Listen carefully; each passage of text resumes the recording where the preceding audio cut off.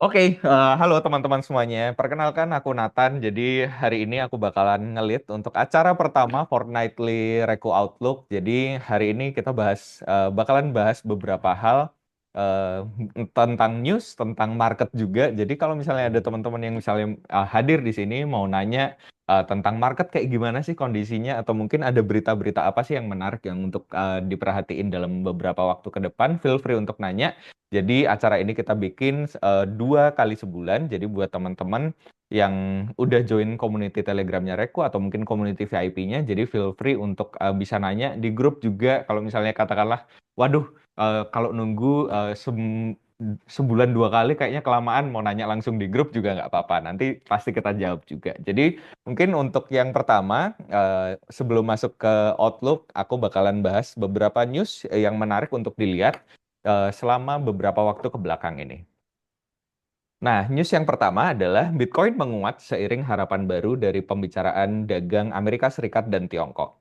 Harga Bitcoin mengalami kenaikan signifikan setelah muncul kabar bahwa Amerika Serikat dan Tiongkok berencana melanjutkan pembicaraan dagang. Nah, berita ini memicu sentimen positif di pasar kripto. Jadi ngedorong investor untuk kembali berinvestasi di aset digital seperti Bitcoin. Nah, kenaikan ini juga sejalan dengan penguatan pasar saham Asia dan dolar Amerika Serikat.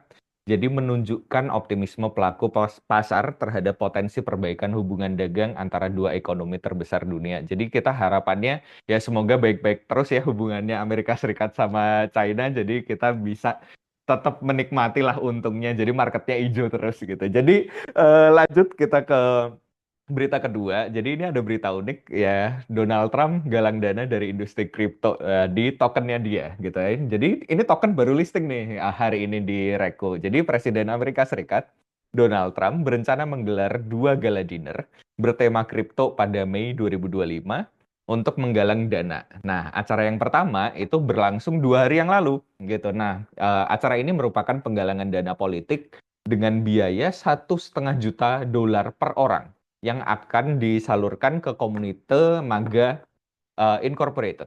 Nah, acara yang kedua gitu, ini dijadwalkan pada tanggal 22 Mei di Trump National Club. Jadi buat teman-teman yang misalnya pengen banget punya Trump gitu ya, pengen datang ke acara Trump. Nah, bisa beli Trump sebanyak-banyaknya karena ini yang diundang adalah 220 orang pemilik meme coin Trump yang teratas. Jadi ini bisa ketemu langsung sama Trumpnya gitu ya. Jadi bakalan dapet tour ke White House gitu dan ada sesi VIP juga. Jadi menarik banget ini. Nah, yang selanjutnya ini ada dari Vitalik Buterin. Vitalik Buterin itu adalah salah satu co-founder atau pendiri Ethereum. Gitu. Jadi dia mengusulkan rencana penyederhanaan arsitektur Ethereum dalam 5 tahun ke depan. Nah, ke depannya Vitalik mengharapkan perubahan ini dapat menurunkan biaya operasional, mempercepat konsensus jaringan, komputasi yang lebih sederhana dan efisien, serta mengurangi redundansi dan meningkatkan kejelasan jaringan. Nah, jadi tujuan dari inisiatif ini adalah untuk membawa Ethereum kembali ke prinsip dasar desentralisasi dan keamanan, sambil mempertahankan fleksibilitas dan kemampuan untuk berinovasi. Nah, ini berita yang sangat baik buat teman-teman yang holder Ethereum seperti saya gitu ya. Jadi kan ngelihat ini Ethereum gerakannya sudah seperti stablecoin gitu ya. Nah, harapannya dengan adanya improvement seperti ini kita bisa melihat Ethereum hijau lagi, balik lagi ke kejayaannya lah. Nah, untuk berita yang terakhir, gitu, ini akan ada beberapa waktu ke depan akan ada unlock token senilai 389 juta dolar yang akan mengguncang pasar kripto minggu ini. Gitu. Jadi ada 4 token, ada Pendle, Sui, XAI, dan One Inch. Nah, beberapa proyek kripto besar ini dijadwalkan akan unlock tokennya minggu ini tuh. Nah, token unlock tuh sebenarnya apa sih? Jadi token unlock itu adalah proses di mana koin atau token yang sebelumnya dikunci mulai dapat diperdagangkan oleh pemegangnya. Jadi kalau misalnya token project itu ngerilis token, biasanya ada token yang di lock dulu gitu, belum boleh dijual. Nah, proses unlock ini akhirnya memperbolehkan akhirnya token ini sudah boleh dijual oleh para pemegang awalnya gitu. Jadi proyek seperti XAI, Sui, Pendle, dan One Inch ini menjadi yang paling mencolok karena memiliki nilai unlock yang besar banget gitu. Misalnya contoh XAI akan membuka tokennya senilai 93 juta dolar, sedangkan Sui dan Pendle itu masing-masing sekitar 48 juta dan 41 juta dolar. Nah, yang menarik dari sini adalah mungkin teman-teman harus hati-hati mungkin terutama di empat token ini karena secara harga nanti pasti mungkin agak fluktuatif setelah unlock token ini terjadi. Sebenarnya bisa baik, bisa buruk. Jadi kalau misalnya teman-teman believer, misalnya saya believer Sui gitu, nah itu bisa aja kalau misalnya memang believer ya teman-teman percaya aja bahwa ini memang tidak akan berpengaruh buruk bagi token tersebut. Nah, oke. Nah, selanjutnya kita akan masuk ke market outlook. Jadi sesi ini bakalan dibawain oleh Mas Fahmi. Monggo Mas Fahmi. Terima Dimulai. kasih Mas Nathan. Halo, selamat sore teman-teman Sobat Reku semuanya. Em, Terima kasih atas kehadirannya pada sesi Market Outlook dan berita kripto Reku pada hari ini ya. Jadi saya ingin sedikit share terkait kondisi market yang ada dan bagaimana kira-kira pasar kripto khususnya akan bergerak dari poin yang ada saat ini. Kira-kira arahnya kemana, faktor-faktor apa aja yang berpotensi menjadi pendorong sekaligus faktor-faktor resiko yang terasosiasi dengan hal-hal tersebut dengan cara melihat beberapa variabel penting yang mempengaruhi pasar. Yang pertama ingin saya analisis adalah terkait dengan jumlah likuiditas atau jumlah uang fiat yang beredar di pasar dari waktu ke waktu. Seperti yang kita tahu bahwa pelonggaran ekonomi yang eh, seringkali berdampak pada meningkatnya jumlah uang fiat di eh, sirkulasi gitu ya, seringkali banyak diikuti oleh kenaikan di aset-aset beresiko seperti pasar saham dan juga pasar kripto. Nah, menilik data tren jumlah uang atau jumlah likuiditas eh, yang berkembang dari waktu ke waktu ini menjadi menarik untuk kita lakukan guna menganalisis potensi pergerakan pasar kripto ke depan. Nah, seperti yang saya share di screen saat ini ya, bahwa kondisinya sekarang adalah jumlah likuiditas tersebut mencapai angka tertinggi baru berdasarkan data yang dirilis akhir bulan lalu, yang diupdate akhir bulan lalu. Jadi saat ini kondisinya adalah dunia atau khususnya di Amerika memiliki jumlah cash ya atau likuiditas yang eh, paling tinggi di antara periode waktu sebelum ini gitu, yang mana itu bahkan lebih tinggi daripada kondisi yang sempat terjadi di bulan April 2022 pasca ini ya, pelonggaran akibat akibat krisis COVID-19 yang kemudian terjadi lonjakan jumlah likuiditas secara signifikan. Nah, kalau kita perhatikan dari periode tersebut dari tahun 2022 hingga tahun ini memang sudah terjadi peningkatan, tapi trennya sebenarnya relatif cukup stabil gitu. Jadi peningkatan yang relatif signifikan itu baru terjadi akhir-akhir ini, dan itu pun belum seeksponensial tren yang biasa terjadi di tahun-tahun sebelumnya. Seperti teman-teman Sobat Reku bisa lihat ya, ini dari Juli 2020 yang paling kiri tren garis birunya itu mengalami kenaikan eksponensial yang kemudian apa namanya membawa supply uang ini ke titik tertinggi baru pada waktu itu. Nah, sedangkan pada saat ini tingkat kenaikan secara persentase itu masih belum terlalu signifikan. Nah, hal ini sebenarnya mengindikasikan potensi pertumbuhan yang eh, cukup signifikan ke depannya apabila tren yang sama berulang. Nah, tidak hanya di Amerika, sebenarnya tren ini juga terjadi serempak termasuk di Indonesia.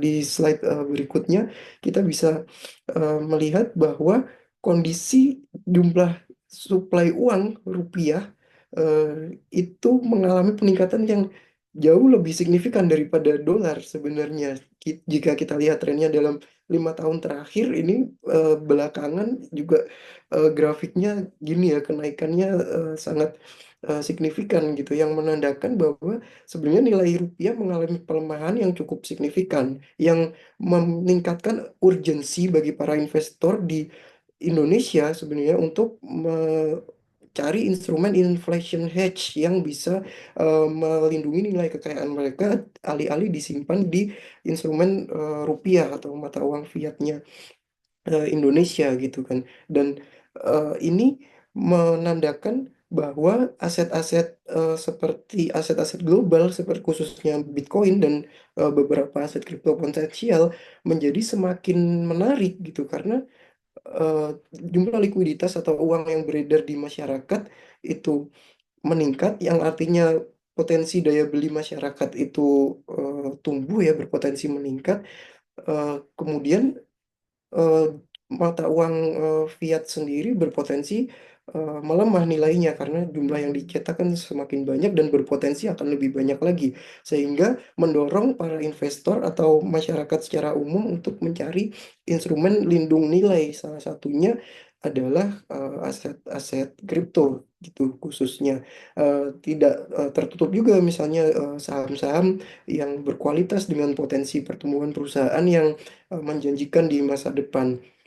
Nah, kondisi ini membuat posisi pasar instrumen beresiko seperti pasar kripto berada pada posisi yang sebenarnya cukup strategis, terlepas dari pelemahan yang terjadi dalam beberapa waktu ke belakang akibat dinamika kebijakan tarif Donald Trump ya. Kalau kita perhatikan, sebenarnya kebijakan tarif ini pun juga cukup fluktuatif atau cukup dinamis, karena ketika kita membicarakan tentang kenaikan tarif yang signifikan di Amerika, apabila itu dieksekusi secara sepenuhnya, maka terdapat potensi skenario yang lose-lose. Jadi bukan Amerika win terus kemudian negara lain lose. Ada potensi yang akan terjadi adalah lose-lose. Jadi Amerika sendiri juga kehilangan potensi ekonominya, potensi pertumbuhan ekonominya, inflasi berpotensi naik, yang mana itu secara secara value, secara kehilangan value-nya lebih besar dibandingkan potensi misalnya peningkatan lapangan pekerjaan dan lain sebagainya akibat eh, perubahan kebijakan tersebut. Nah, hal ini sudah pasti disadari oleh para pemangku kebijakan di sana, yang kemudian meningkatkan spekulasi di kalangan para analis dan investor bahwa langkah dari Amerika ini adalah sebuah upaya untuk bergaining gitu. Jadi untuk bernegosiasi terhadap apa namanya, topik-topik atau subjek-subjek lain yang ada terkait dengan hubungan antar negara, antara Amerika dengan negara-negara lain gitu. Jadi ada kemungkinan dampak dari kebijakan tersebut yang telah cukup dominan mempengaruhi pasar kripto dalam beberapa bulan terakhir itu nggak akan separah atau seburuk yang eh, bisa terjadi gitu, karena dan tadi Mas Nathan sempat share juga ya perkembangan dinamika yang terakhir terkait dengan tarif tersebut, di mana ada keinginan dan kesediaan antara Cina dan Amerika untuk bernegosiasi ulang untuk membahas solusi yang win-win seperti apa agar kedua negara bisa diuntungkan. Nah, ini kemudian direfleksikan langsung oleh peningkatan harga Bitcoin dan aset-aset risk on lainnya ya, termasuk saham Amerika. Nah, ini membuat posisi saat ini, outlook kita atau bagaimana kita melihat posisi yang ada saat ini itu masih cukup bullish sebenarnya, terlepas dari tekanan-tekanan yang berkembang. Nah, alertnya apa, atau atau faktor yang perlu diwaspadai apa ketika misalnya kondisinya seperti ini dan fase bearish atau bearish jangka pendek atau tekanan yang berkembang di pasar itu berjalan lebih lama, maka potensi untuk kenaikan yang berpotensi akan terjadi itu berpotensi akan menjadi lebih sustainable atau lebih panjang durasinya. Kenapa demikian? Karena kembali ke inflasi. Jadi tingkat inflasi itu akan cenderung naik apabila ekonomi mengalami pertumbuhan yang eh, signifikan, termasuk juga dengan meningkatnya investasi di aset-aset eh, beresiko ya. Karena orang akan meminjam uang untuk kemudian diinvestasikan di bisnis dan lain sebagainya, yang kemudian meningkatkan daya beli, meningkatkan harga dan lain sebagainya. Nah, eh, hal ini kalau misalnya dimulai ketika inflasi masih berada di kisaran angka 3% misalnya, itu berpotensi akan mengalami peningkatan lebih cepat, dan kemudian tren apa namanya, pengetatan ekonomi itu berpotensi akan terjadi lebih cepat, yang membuat durasi rally utama yang berpotensi akan berkembang di pasar instrumen beresiko seperti pasar kripto itu menjadi lebih pendek. Nah, sebaliknya apabila tekanan yang terjadi di pasar ini lebih panjang, kita misalnya pemerintah Amerika menunggu dulu inflasi sampai benar-benar lebih solid, eh, artinya berpotensi rally yang akan terjadi menjadi lebih panjang. Misalnya contoh inflasi, pelonggaran kemudian dimulai ketika inflasi mencapai 2%. Maka ketika inflasi mencapai 3% belum tentu pelonggaran itu akan disudahi gitu. Nah, di slide berikutnya mungkin bisa dilanjutkan.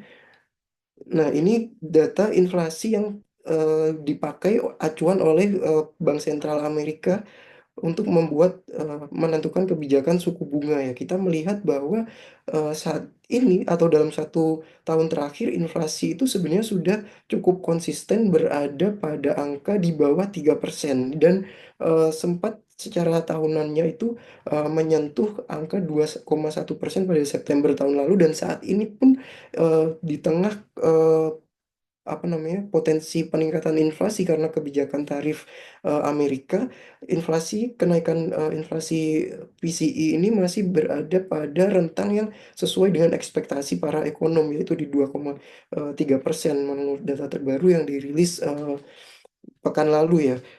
Nah, ini kemudian menandakan bahwa kita berada pada situasi yang cukup nyaman sebenarnya untuk melanjutkan rally, dan bagi investor untuk tetap atau kembali untuk memfokuskan alokasi asetnya di instrumen-instrumen beresiko. Nah, hal ini juga salah satunya kita bisa lihat dari tren penambangan Bitcoin ya. Di slide berikutnya mungkin di eh, jadi ketika investor atau eh, para penambang Bitcoin itu mulai kehilangan kepercayaan terhadap outlook dari pergerakan harga Bitcoin, maka yang terjadi adalah mereka akan mengurangi ekspansinya. Jadi mereka, karena kan ketika kita menambang Bitcoin itu membutuhkan mining rig ya, atau alat tambang yang terupdate, yang mana itu biasanya dipesannya pre-order dulu, nggak langsung jadi juga. Dan kemudian setelah jadi pun mereka akan apa namanya, mengoperasikan itu, dan ada biaya listrik dan lain sebagainya. Kalau misalnya outlook harga Bitcoin menurut mereka itu kurang bagus, maka ekspansi itu akan tidak dilakukan. Nah, kita melihat trennya bahwa 5 Mei lalu eh, jumlah kekuatan komputer yang mengamankan jaringan Bitcoin ini mencapai angka tertinggi barunya lagi gitu, dan saat ini pun angkanya masih eh, mengalami penurunan, tapi masih tidak jauh dari level tersebut gitu kan. Dan hal ini menandakan kepercayaan diri yang tinggi di kalangan para antusias Bitcoin ya, yang memiliki apa namanya, kesediaan untuk melakukan ekspansi. Dan ekspansi ini selain berdampak pada meningkatnya kepercayaan investor terhadap Bitcoin, juga berpotensi untuk meningkatkan kepercayaan masyarakat secara umum terhadap pasar kripto, karena biasanya Bitcoin itu dipandang sebagai acuan terhadap tren pasar kripto secara umum. Nah, ketika Bitcoin ini outlooknya positif, terlebih dengan perkembangan regulasi yang semakin apa namanya, mengakomodasi ya adopsi Bitcoin, itu membuat kemudian Bitcoin dipandang sebagai sebuah instrumen yang semakin bernilai, yang meningkatkan kepercayaan masyarakat secara umum terhadap aset tersebut. Nah, di posisi yang ada saat ini, hal ini menempatkan pasar kripto di posisi yang sebenarnya cukup strategis untuk mencapai pertumbuhan lanjutan dari kondisi yang ada saat ini gitu.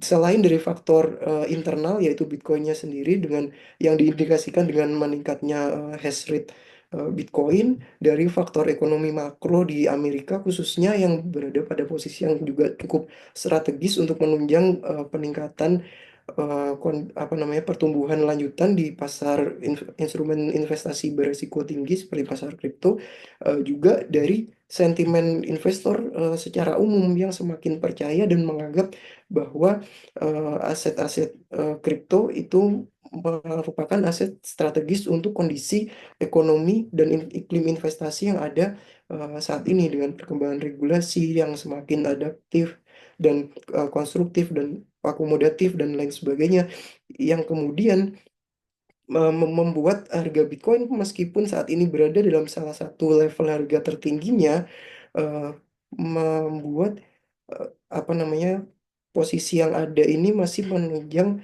potensi pertumbuhan lanjutan yang bisa berdampak kepada juga sektor-sektor lain yang ada di pasar kripto, termasuk altcoin di eh, dalam sektor-sektor yang baru yang mungkin masih emerging ya untuk saat ini, yang tidak yang masih belum sebesar sektor-sektor seperti meme atau layer one atau infrastructure dan lain sebagainya. Mungkin ada pertanyaan dulu dari teman-teman.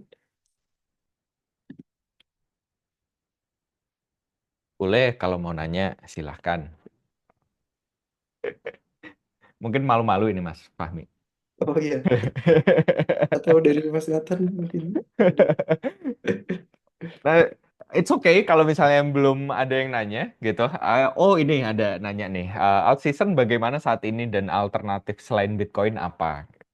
Oke, ini menarik ya karena ketika kita melihat khususnya di periode 2023-2024 di mana banyak orang memprediksi akan terjadi alt season, tapi justru yang terjadi adalah Bitcoin season yang kemudian berlanjut menjadi sekuat seperti yang kita saksikan gitu ya, di mana di saat yang bersamaan altcoin masih dirasa belum perform sebagus itu yang diharapkan para investor. Kan alt season itu artinya altcoin performancenya jauh lebih tinggi dibandingkan Bitcoin gitu kan, karena mereka kapitalisasinya lebih kecil sehingga potensi pertumbuhannya juga lebih besar kayak gitu.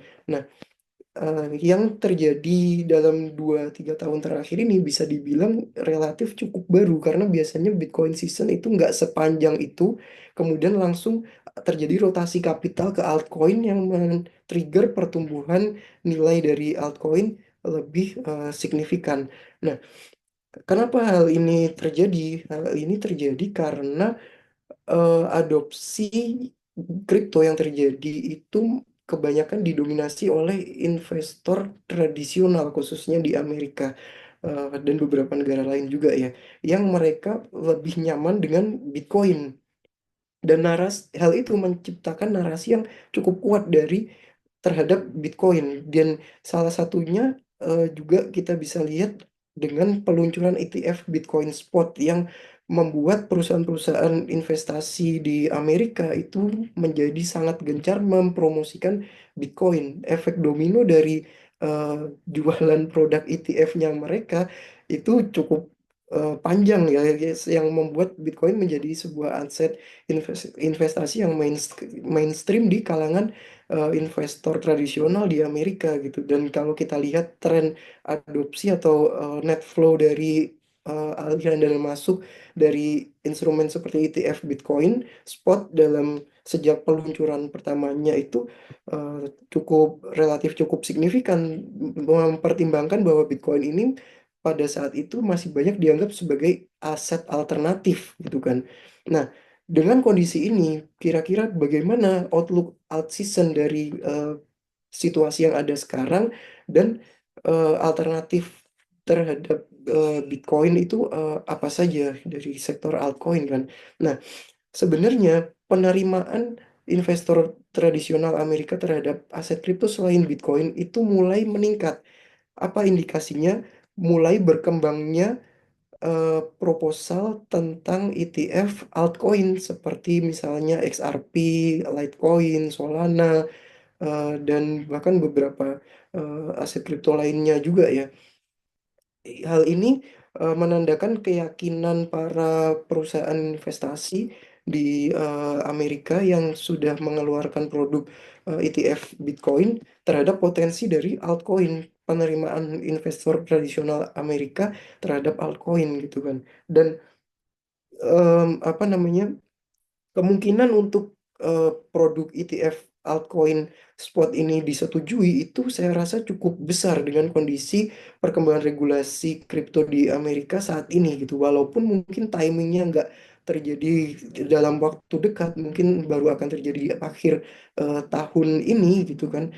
Nah, eh, hal ini justru eh, akan lebih bagus karena kondisi ekonomi seperti yang tadi sempat saya share ya, dengan kondisi inflasi dan lain sebagainya, itu akan menunjang pertumbuhan yang bisa lebih signifikan dan bisa lebih sustainable gitu, lebih durasinya bisa lebih lebih panjang gitu kan.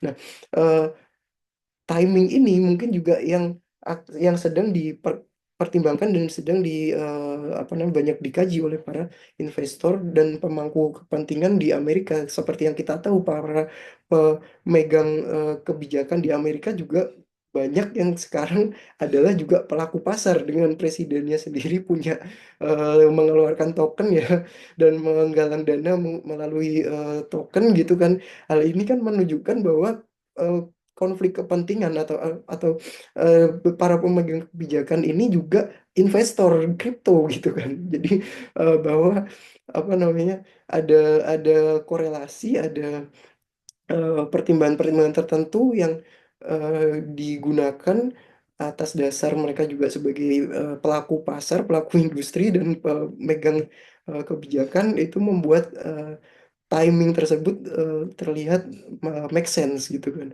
Nah, sektor-sektor apa saja kalau misalnya kita breakdown lagi ya dari alternatif selain BTC, saya melihat bahwa kemungkinan banyaknya pertama adalah sektor yang eh, kita bisa bilang mungkin sektor petahana ya, atau sektor yang sudah membuktikan dirinya mampu memimpin rally di pasar kripto. Di antaranya adalah misalnya em, sektor DeFi gitu kan. Kalau kita lihat di rally kripto 2020 dipimpin oleh sektor DeFi. Jadi sektor DeFi bisa dibilang adalah sektor petahana yang adopsinya sudah terbukti, dan kekuatannya itu sudah relatif lebih solid dibandingkan sektor-sektor yang masih emerging gitu kan. Selain itu apa? Bitcoin, of course ya. Bitcoin memimpin rally pasar kripto di rally pertamanya dulu kan di tahun-tahun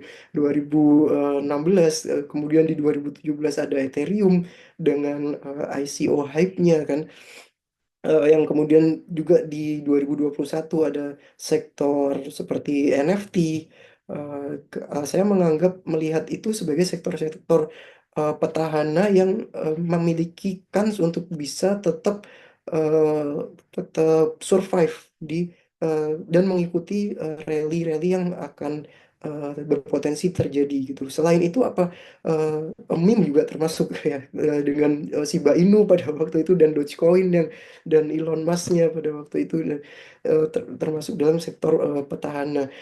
Dan sektor, tapi biasanya di setiap rally baru itu muncul sektor-sektor emerging yang kemudian mampu membukukan performa yang luar biasa. Contohnya kan sektor DeFi itu kan sebenarnya sebelumnya sudah ada, kita mengenal DEX seperti Ether Delta, kemudian Fork Delta, IDEX, Itland yang sekarang AV pada waktu tahun 2018 kan sudah cukup populer ya. Tapi kita belum mengenal sektor DeFi pada waktu itu. Kemudian kita melihat sektor DeFi yang sebelumnya emerging gitu kan, kemudian memimpin rally pada 2020. Kemungkinan adanya sektor-sektor yang memiliki produk yang sudah cukup berkembang dalam 3-4 tahun terakhir untuk bisa memimpin rally yang akan terjadi itu cukup terbuka gitu kan. Di antaranya apa saja kandidatnya kita nggak bisa sepenuhnya tahu, tapi kita bisa berspekulasi dengan potensi inovasi yang dibawa oleh sektor-sektor tersebut, khususnya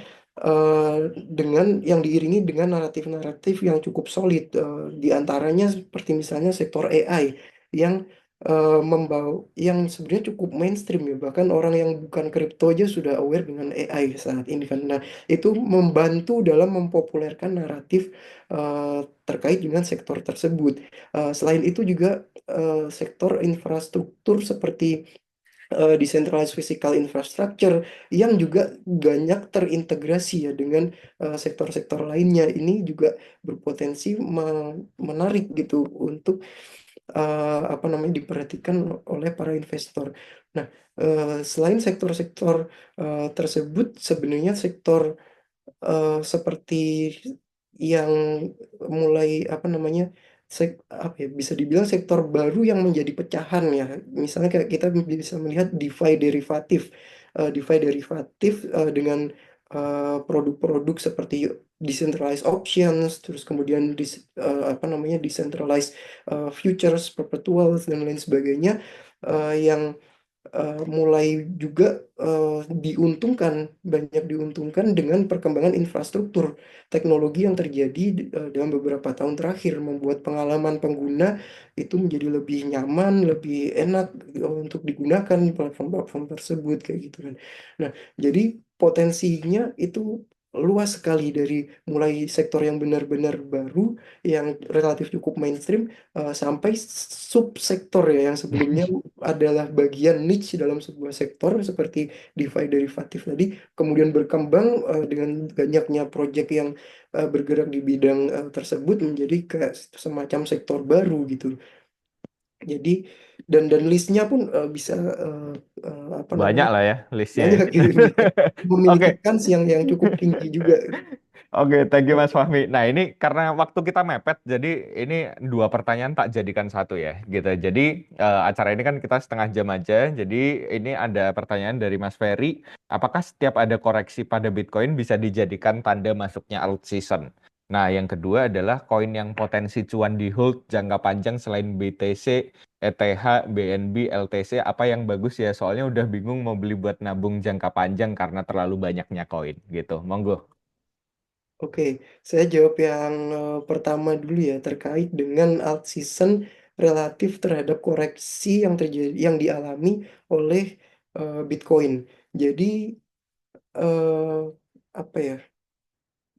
Ini bisa menjadi salah satu sinyal atau indikasi koreksi Bitcoin itu, maksudnya bisa menjadi salah satu indikasi atau sinyal yang menandakan akan dimulainya alt season. Akan tetapi ada circumstances atau ada apa ya, pengaruh-pengaruh lain yang juga berdampak pada apakah akan terjadinya skenario seperti itu atau tidak.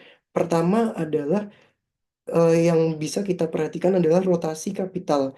Nah, jadi rotasi kapital atau rotasi uang ya yang diinvestasikan itu eh, seperti apa? Pertama, biasanya eh, apakah orang menjual Bitcoin itu untuk dilarikan ke altcoin atau untuk dilarikan ke emas atau ke surat hutang? Nah, itu yang pertama eh, bisa kita kaji.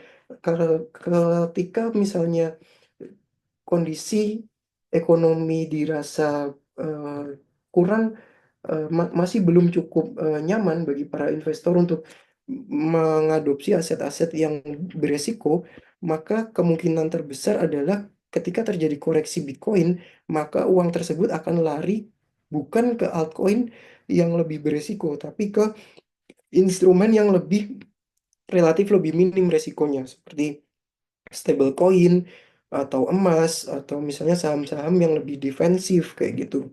Nah, hal dalam skenario tersebut maka koreksi Bitcoin tidak bisa menjadi indikasi akan mulai masuknya alt season.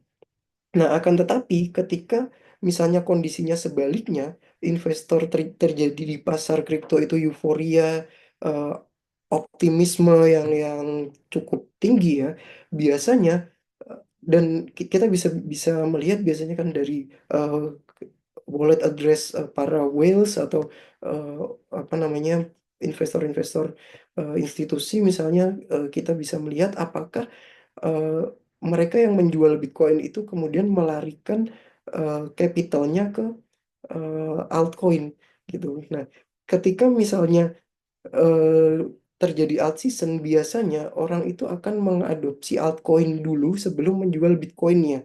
Jadi ketika kemudian altcoin mulai mendapatkan traction, eh, orang-orang kemudian ingin istilahnya apa ya, greedy gitu ya, atau ingin mendapatkan cuan yang lebih optimal dengan cara mengalokasikan lebih banyak capital ke aset dengan potensi pertumbuhan yang lebih tinggi.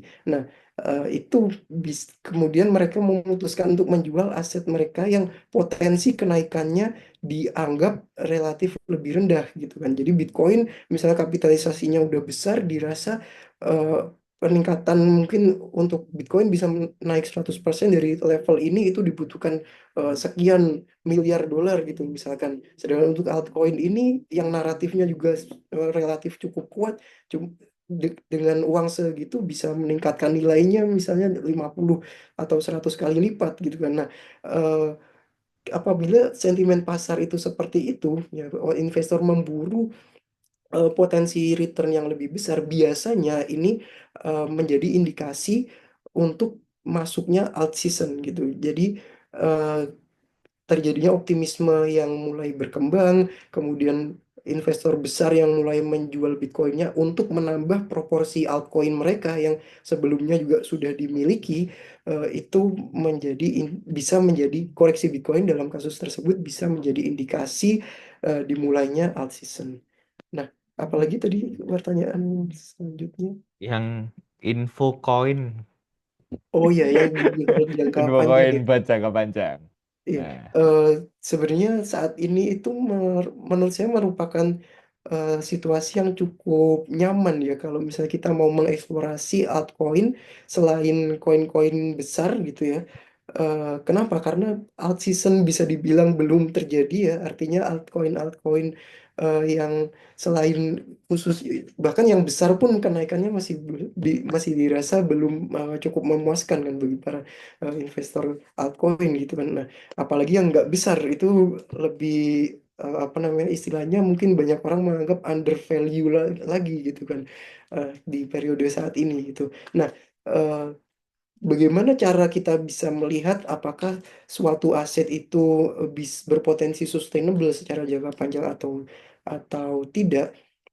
Ini sebenarnya agak tricky, dan dalam kasus ini untuk saya mungkin bisa merekomendasikan strategi diversifikasi ya, atau yang lebih menyebar, mengadopsi atau berinvestasi ke lebih banyak eh, project atau lebih banyak koin yang, karena apa? Karena bahkan proyek sebesar Ethereum pun eh, it- itu memiliki resiko yang tidak kecil. Proyek sebesar Bitcoin pun itu memiliki resiko yang juga tidak kecil. Salah satunya apa? Misalnya ya kayak ketika Bitcoin sudah nilainya atau harga pasarnya nggak bisa naik lebih tinggi daripada biaya yang miner keluarkan kan, di saat jaringan juga masih belum berhasil generate cash flow untuk didistribusikan kepada para miner.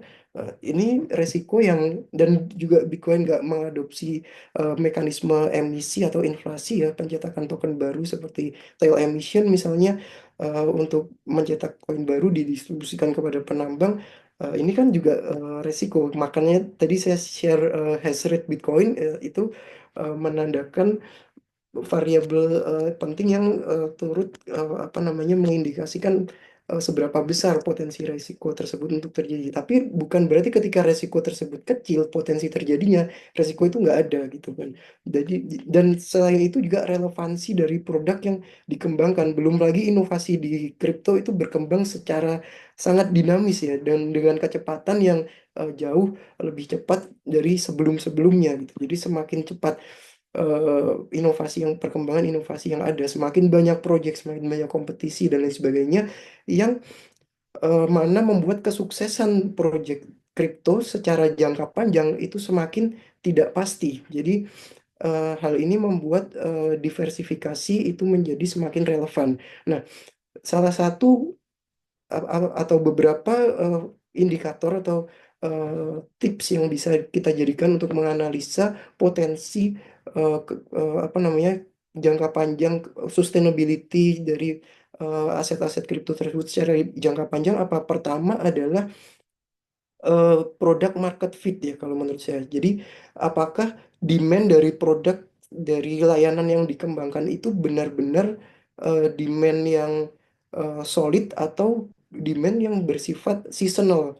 Jadi apakah misalnya eh, secara ilustrasi ya, saya mungkin bisa mengilustrasikan dengan es krim gitu misalnya.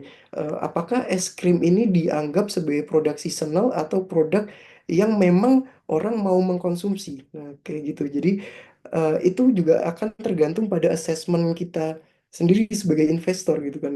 Kalau misalnya es krim dianggap laku di musim panas, gimana kalau misalnya kondisinya adalah musim panas itu nggak selalu terjadi di setiap tahunnya gitu. Misalnya bisa jadi terjadi 10 tahun sekali atau bahkan 100 tahun sekali gitu kan. Kalau misalnya case-nya seperti itu, maka mungkin kalau kita menganggap es krim adalah produk seasonal tahunan, tapi dia akan apa namanya akan memiliki permintaan yang besar di setiap periode tertentu dalam setiap tahunnya. Tapi kalau misalnya kita melihat bahwa apa namanya musim panas itu nggak akan selalu terjadi, maka relevansi produk market fit dari produk tersebut akan kurang kuat gitu. Jadi lebih lebih ke seasonal yang seasonnya belum tentu terjadi. Nah, ini kemudian mengurangi menurut saya potensi sustainability dan pertumbuhan jangka panjang dari aset dan proyek kripto tersebut. Nah, kemudian yang kedua selain produk kekuatan dari produk market fit itu yang juga tidak kalah menarik ya untuk dijadikan landasan kita bisa menganalisa secara lebih time frame yang lebih panjang adalah skala desentralisasi dan eh, komitmen atau kekuatan para kontributor di balik proyek tersebut gitu. Jadi eh, dan apa namanya salah satu faktor ya yang membuat Bitcoin ada sampai sekarang yang mana misalnya dengan inisiatif-inisiatif uang digital sebelumnya seperti e-gold dan lain sebagainya yang membuat yang nggak sustainable bahkan mereka sempat eh, berjalan dengan berhasil gitu ya selama beberapa tahun tapi kemudian 10 tahun selesai karena apa perusahaannya bangkrut gitu sistemnya nggak terdesentralisasi. Nah, Bitcoin yang membuat Bitcoin itu sustainable dan saya cukup yakin Bitcoin bisa bertahan cukup lama ya. Kenapa? Karena sistem atau skala desentralisasi dan sistem terdesentralisasi yang diadopsi oleh aset tersebut yang membuat tidak adanya single point of failure. Artinya untuk aset ini bisa berkelanjutan, itu kita nggak bergantung pada individu, perusahaan, atau sekelompok orang tertentu gitu. Kalau misalnya orang yang sekarang berkontribusi aktif terhadap proyek kripto tersebut, kemudian udah nggak aktif lagi gitu kan, proyek tersebut masih bisa berkembang gitu kan. Nah, itulah sebenarnya salah satu alasan kenapa kayak proyek-proyek kripto yang sudah berhasil take off dan kemudian ada satu atau dua figur yang dominan yang terafiliasi dengan proyek tersebut, mereka cenderung kayak menarik diri atau kayak berkontribusi di balik layar atau lebih mendistribusikan kepemilikan token mereka dan lain sebagainya. Hal itu akan membuat keberlangsungan dari proyek tersebut menjadi kemungkinannya menjadi lebih tinggi gitu karena apa namanya tidak tergantung pada suatu entitas, individu atau kelompok tertentu. Nah, itu yang kedua. Nah, kemudian yang ketiga eh, mungkin saya persingkat aja faktor lain-lain ya karena faktor-faktor nah faktor lain-lain ini eh, mungkin secara umumnya gambaran umumnya saya bisa sampaikan terkait dengan lik- kekuatan-kekuatan seperti likuiditas ya kekuatan kekuatan token yang ada tersebut karena kenapa itu penting. Karena investor akan berpikir dua kali untuk berkontribusi atau mengalokasikan aset terhadap koin-koin yang eh, nggak punya awareness atau nggak memiliki kepercayaan yang tinggi dari masyarakat gitu. Jadi kayak yang membuat Sushi Swap misalnya, salah satu contoh saya ambil Sushi Swap kan, ketika salah satu foundernya ya Chef Nomi itu kan menjual token susinya semuanya ya, yang itu mungkin sekitar 10% dari total supply-nya, yang kemudian membuat harga sushi itu crash signifikan gitu kan, yang membuat SBF dan beberapa investor yang terafiliasi dengan dia kemudian bersedia untuk mengadopsi Sushi Swap adalah karena popularitas, karena likuiditas organik yang eh, dirasa cukup besar pada waktu itu gitu. Jadi investor nggak, bayangkan kalau misalnya di periode waktu yang berbeda dan Sushi Swap itu nggak seterkenal itu, nggak seliquid itu pada waktu itu, nggak diadopsi sebanyak itu, maka investor besar akan berpikir dua kali untuk ngemodalin eh, pengembangan selanjutnya dari proyek tersebut gitu kan, ketika ditinggal oleh kontributor utamanya.